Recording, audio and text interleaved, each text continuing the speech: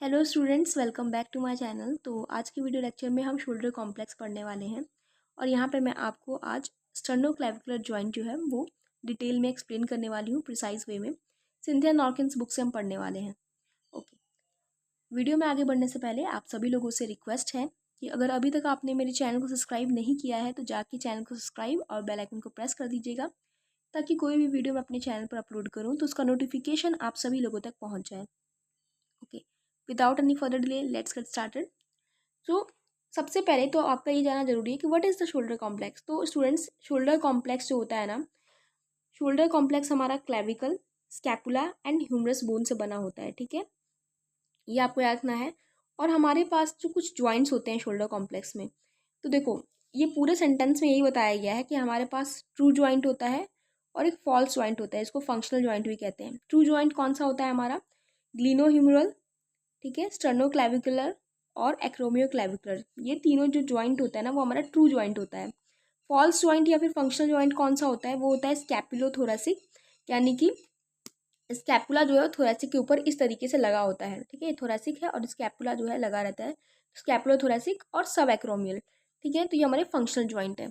Okay, फिर यहाँ पे कंपोनेंट्स ऑफ शोल्डर कॉम्प्लेक्स मैंने बताया गया, तो यहाँ पे भी सेम वही चीज़ें को रिपीट की गई हैं कि हमारा जो ऑशियस सेगमेंट है उसमें हमारे कौन कौन से कंपोनेंट होते हैं।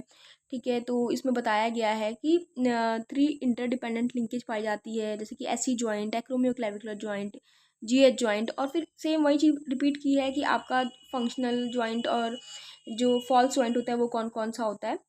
और यहाँ पे इस सेंटेंस में ये बताया गया है कि जो एलिवेशन है ना, 1/3 एलिवेशन एससी, एसी और एसटी जॉइंट जो है वो तीनों मिल के करवाते हैं। ठीक है, और जो ग्लिनोह्यूमरल जॉइंट होता है वो 2/3 का एलिवेशन कराता है। इस पूरे सेंटेंस में ये बात की गई है। तो मेनली हमें आज के वीडियो लेक्चर में पढ़ना है स्टर्नोक्लेविकुलर जॉइंट को। ठीक है, तो जो स्टर्नोक्लेविकुलर जॉइंट होता है ना स्टूडेंट्स, वो क्या होता है? वो भी एक साइनोवियल जॉइंट होता है। साइनोवियल जॉइंट होता है, लेकिन किस वैरायटी का होता है? सैडल वैरायटी का होता है। ठीक है, तो स्टर्नोक्लेविकुलर जॉइंट क्या है? जो हमारा बीच में स्टर्नम रहता है, ये स्टर्नम है। और क्लेविकल जो है, क्लेविकल का जो मीडियल पार्ट है ना वो स्टर्नम से जुड़ा होता है। ठीक है, तो स्टर्नोक्लेविकुलर जॉइंट हमारे जो अपेंडिकुलर स्ट्रक्चर्स होता है ना उसको एक्सियल से जोड़ता है। और ये साइनोवियल जॉइंट होता है, सैडल वैरायटी का होता है। डिग्री ऑफ फ्रीडम कितनी होती है? 3 होती है। ठीक है, फिर आर्टिकुलेटिंग सर्फेसिस की बात करें तो जो ये देखो यहाँ पे लिखा है ना कि सैडल शेप का है। और उसके बाद जॉइंट कॉन्ग्रेसी जो होती है स्टर्नोक्लेविकुलर जॉइंट की, वो बहुत ज़्यादा लेस होती है, लेकिन फिर भी ये स्टेबल जॉइंट है क्योंकि इसके आजू बाजू में क्या प्रेजेंट है? देखो, एससी जॉइंट का डिस्क प्रेजेंट होता है, जॉइंट का कैप्सूल होता है, लिगामेंट्स होते हैं, जिनकी वजह से ये स्ट्रांग हो जाता है।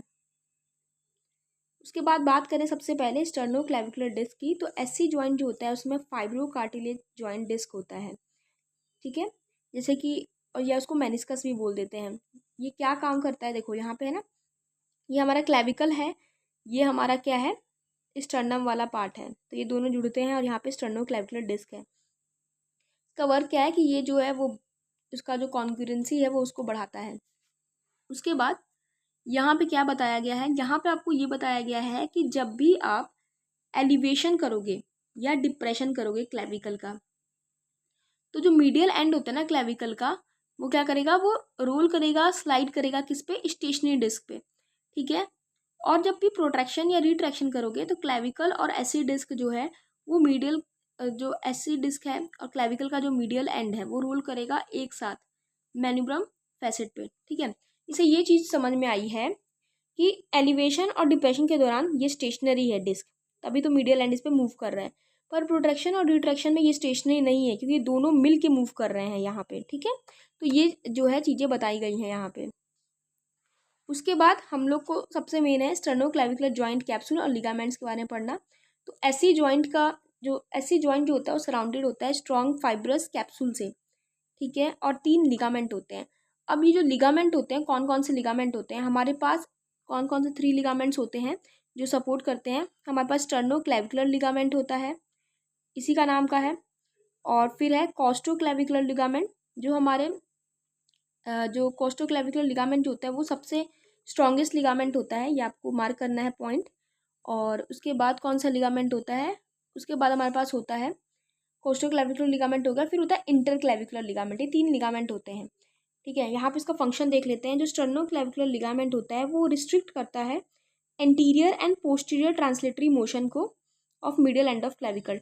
जो मतलब जो स्टर्नोक्लेविकुलर लिगामेंट होता है ना, तो जब भी यहाँ से फोर्स आती है, मतलब सामने से फोर्स आती है और जो पीछे से फोर्स आती है उसको रोकता है ये, ठीक है, और स्टेबल करता है जॉइंट को। कोस्टोक्लेविकुलर लिगामेंट की बात करें तो ये रिस्ट्रिक्ट करता है एक्सिस एलिवेशन को और काउंटर बैलेंस करता है फोर्सेस को। तो ज़्यादा एलिवेशन ना हो जाए उसको ये रिस्ट्रिक्ट करता है, ठीक है।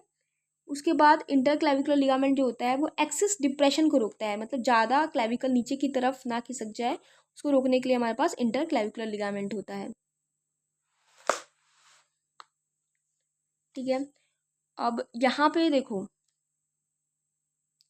स्टूडेंट्स, यहाँ पे आपको जो है वो स्टर्नोक्लेविकुलर जॉइंट लिगामेंट का दिखाया गया है। ये देखो, यहाँ पे इंटरक्लेविकुलर लिगामेंट हो गया, यहाँ पे स्टर्नोक्लेविकुलर लिगामेंट हो गया, जिसके 2 पार्ट हैं, anterior sternoclavicular ligament, posterior lamina costoclavicular ligament का, ठीक है। उसके बाद हम बात करेंगे कि क्या क्या मूवमेंट होता है। तो सबसे फर्स्ट जो मूवमेंट होता है वो होता है elevation and depression of clavicle, okay. तो आपको कुछ चीज़ें याद रखनी है। हमने सबसे बेसिक पढ़ा था कि कॉनकेव कॉन्वेक्स रूल होता है। तो जब भी एलिवेशन और डिप्रेशन होगा तो कौन सा रूल लगेगा, क्योंकि सैडल जॉइंट है, ठीक है। अब यहाँ पे लगेगा कॉन्वेक्स कॉनकेव रूल, ठीक है। तो जो एलिवेशन होता है और डिप्रेशन जो होता है, अब आपको देखो मैंने यहाँ पे इस तरीके से इसको बिल्कुल जो भी सेंटेंस लिखा रहता है ना उसको बिल्कुल उसका जो प्रिसाइज वे होता है ना उसमें मैं यहाँ पे नोट डाउन करती हूँ आप लोग के लिए। तो आपको भी ऐसे ही नोट्स बनाना है। अगर आप बुक से पढ़ रहे हैं तब भी ऐसे बनाना है, अगर आप नोटबुक में डाउनलोड कर रहे हैं फिर भी आपको ऐसे प्रिसाइज वे में बनाना है, क्योंकि आपके पास इतना टाइम नहीं रहता है पेपर के पहले कि आप पूरा एक एक सेंटेंस पढ़ें। सेंटेंस में जो भी सबसे इम्पॉर्टेंट जो चीज़ें लिखी रहती हैं उसको आपको बिल्कुल प्रिसाइज वे में नोट डाउन करना होता है। तो देखो क्या मूवमेंट होते हैं, एलिवेशन और डिप्रेशन होता है। अब देखो जब भी आप खुद भी ट्राई करके देखना, जब भी आप एलिवेशन क्या होगा क्लेविकल का, जब भी आप शोल्डर को श्रग करोगे, ऊपर की ओर उठाओगे शोल्डर को, तो आप एक चीज़ नोटिस करोगे कि उसके साथ ना आपका हाथ भी ना एबडक्शन होगा एलिवेशन में, और डिप्रेशन में हाथ एडक्ट हो जाएगा। तो यानी कि एबडक्शन एडक्शन किस में होता है, याद करो, फ्रंटल प्लेन में होता है और एंटीरियर पोस्टीरियर एक्सिस में होता है। अब यहाँ पे हम पढ़ेंगे कि अब इसमें आपका ऑस्टियो काइनेमेटिक वाला क्या मूवमेंट हो रहा है और ऑर्थो काइनेमेटिक वाला क्या मूवमेंट हो रहा है। तो देखो ऑस्टियो तो साथ साथ जाता है, तो रोलिंग जो है, रोलिंग हमेशा उस डायरेक्शन में जाती है जिस डायरेक्शन में मूवमेंट हो रहा है बोन का। तो एलिवेशन में क्या होता है, ऊपर की तरफ हमारा जो है शोल्डर जाता है, तो रोलिंग भी उसी सुपीरियरली हो रही है। और ऑर्थो क्या हो रहा है, क्योंकि कॉन्वेक्स कॉनकेव रूल लगा है तो ग्लाइडिंग जो होगी वो नीचे की तरफ होगी, इन्फीरियरली होगी, ठीक है, अपोजिट होगी, क्योंकि कॉन्वेक्स कॉनकेव रूल है। और जो एलिवेशन है ना वो उसका रेंज ऑफ मोशन क्या है, 48 डिग्री है। ये पूरा सेंटेंस में आपको इन्हीं के बारे में बताया गया है। फिर डिप्रेशन जो होता है उसमें क्या हो रहा है, ऑस्टियो काइनेमेटिक मूवमेंट में वो नीचे की तरफ डाउनवर्ड रोटेशन कर रही है और ऑर्थो काइनेमेटिक में ऊपर की तरफ ग्लाइड कर रही है, मतलब हमेशा अपोजिट होगा अगर कॉन्वेक्स कॉनकेव रूल लगा तो। रोलिंग हमेशा बोन के मूवमेंट के डायरेक्शन में होती है, और अगर कॉन्वेक्स कॉनकेव रूल है तो जो आर्थो काइनेमेटिक होता है वो जस्ट अपोजिट होता है हमारे ऑस्टियो काइनेमेटिक के। और जो डिप्रेशन है वो लेस देन 15 डिग्री है। ऐसा क्यों है, क्योंकि हमारे ऑर्गन्स प्रेजेंट होते हैं, ठीक है। तो यहाँ पे हम लोगों ने इसको देखा, ये देखो यहाँ पे आपको दिखाया है, ये क्लेविकल है, ये मैन्यूरम से अटैच है, इसका मीडियल एंड है। तो आप एलिवेशन यानी कि श्रग कर रहे हो तो क्या मूवमेंट हो रहा है, डिप्रेस कर रहे हो तो क्या मूवमेंट हो रहा है।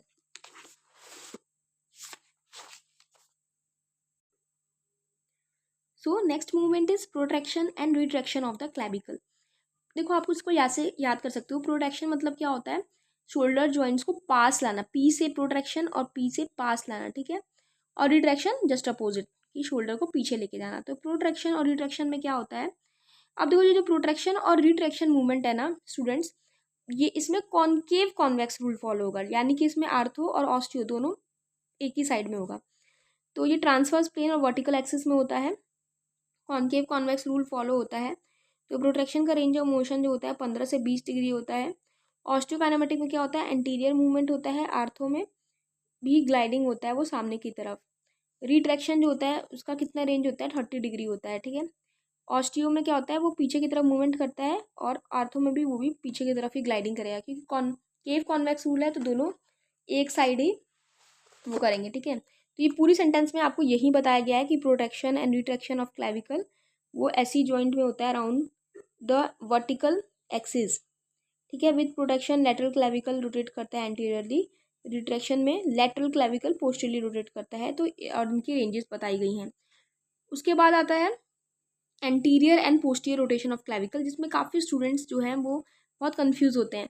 सो स्टूडेंट्स आपको उसके साथ कंफ्यूज नहीं होना है। Anterior and posterior rotation of clavicle क्या होता है, आप ऐसे समझो कि जब भी आप अपने जो हैंड है, ठीक है, उसको एलिवेशन में लेके जाते हो, ठीक है, जो भी आप जब भी आप एलिवेशन में लेके जाते हो या एबडक्शन में लेके जाते हो, तो होता क्या है, होता ये है कि जब आप एलिवेशन में लेके जाते हो तो क्लेविकल जो होता है ना वो रोटेट करता है ऊपर की तरफ।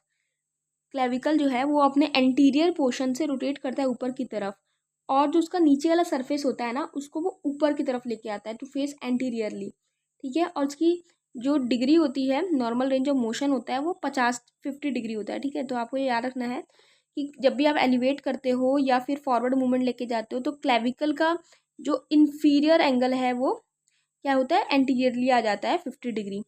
और पोस्टीरियर, और फिर उसके बाद एंटीरियर देख लिया हम लोगों ने रोटेशन। पोस्टीरियर रोटेशन क्या होता है, नहीं पोस्टीरियर रोटेशन देख लिया, एंटीरियर रोटेशन क्या होता है, इसका जस्ट अपोजिट होगा, वो 10 डिग्री से लेस होता है। और इसमें क्या होता है, जब भी आप अपना हाथ एबडक्शन से नॉर्मल लेके आते हो, बैक टू नॉर्मल लेके आते हो, तो जो इन्फीरियर जो क्लेविकल था, जो कि इन्फीरियर क्लेविकल जो था, जो कि ऐसे चला गया था एंटीरियरली, वो वापस से न्यूट्रल पोजीशन में आता है। ऐसे याद रखो, anterior and posterior rotation of clavicle को याद रखने का सबसे बढ़िया तरीका क्या है कि देखो, जब भी आप अपने जो हैंड है उसको ऊपर की तरफ लेके जाओगे, एलिवेशन करोगे या फिर एबडक्शन करोगे, जैसे कि ऐसे क्लेविकल है आपका, ठीक है, क्लेविकल है, ये क्लेविकल का इन्फीरियर एंगल है, ठीक है, ये भी न्यूट्रल पड़ा है। तो जब भी आप एबडक्शन या एलिवेशन में लेके जाओगे तो ये जो क्लेविकल का इन्फीरियर एंगल है वो क्या है, ऐसे एंटीरियरली आ जाएगा, ठीक है, सामने की तरफ आ जाएगा जब भी आप एलिवेशन में जाओगे या फिर एबडक्शन में जाओगे।